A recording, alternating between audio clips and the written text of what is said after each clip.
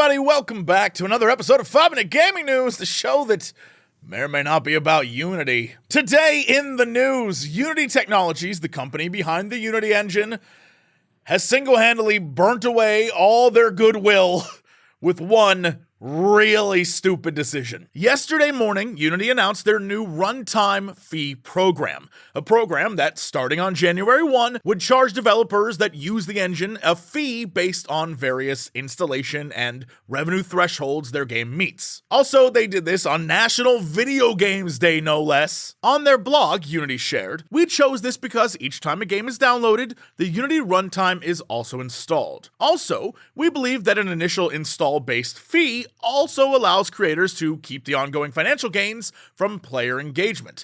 Unlike a revenue share, games qualify for the Unity runtime fee after two criteria have been met. One, the game has passed a minimum revenue threshold in the last 12 months, and two, the game has passed a minimum runtime install count." And when phrased like that, it might not seem like a lot, right? It seems pretty reasonable. However, if you actually deep dive into what it means, it could put an indie dev in the red very quickly. Again, this is about installs, not purchases. So let's say it's February 2024 and you have made a game with Unity and you go on to sell, 500,000 copies, which is above the threshold that you would need, right? And let's say your publisher takes 50%, which is usually what happens to a lot of devs out there. Your publisher takes a cut. And then, since at this point you're over Unity's threshold of 200,000, you now owe them, for the remainder of the installs, 20 cents per install, which totals $60,000. But here's the thing. Let's say you had your game added to a bundle, like a Humble Bundle or a bundle for racial justice or trans rights or the Gamers Union Bundle, whatever bundle you've added your game to support something that you weren't going to see any money from, right? All the money was going to go to some sort of charity, right? Or just some sort of activity. Who's going to pay that fee? Someone has to pay that fee. If the developer does it, that's going to hurt the dev, and why would they want to contribute to this then? And if the bundle does it, then that means money's taken away from the charity. YouTuber and indie developer Daniel W. Suman, aka Danny, took to Twitter and shared, shit, I guess I owe Unity $5.6 million.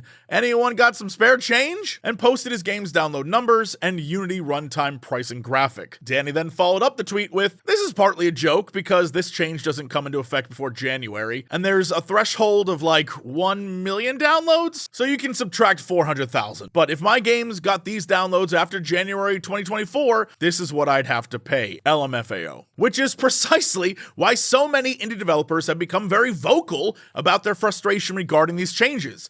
Aggro Crab Games, Inner Sloth, Landfall Games, Massive Monster, and more have already come out online and expressed their disappointment in Unity's new proposed measures. To the point where Cult of the Lamb, the 2022 indie darling developed by Massive Monster, is threatening to delete their game on January 1st in order to avoid these fees and just genuinely protest this choice made by Unity. Zalaver Nelson, the creator behind El Paso Elsewhere, shared on Twitter, "I'm hearing at least one significant group of developers is talking a class action lawsuit against Unity." Holy shit. Additionally, video games director Brandon Sheffield shared on GameDeveloper.com, "But now I can say, unequivocally, if you're starting a new game project, do not use Unity. If you started a project 4 months ago, it's worth switching to something else. Unity is quite simply not a company to be trusted." And so many more devs and people in the game space online have been complaining about this. My boy Rami has just been laying it out and really clearly explaining what's going on and why this is so insane. And so of course, Unity clearly saw a backlash both online and on their stocks, and let Stephen Totillo of Axios know that only the installation of a game triggers a fee. Demos mostly won't trigger fees. Devs not on the hook for Game Pass. And while walking it back to it only being an initial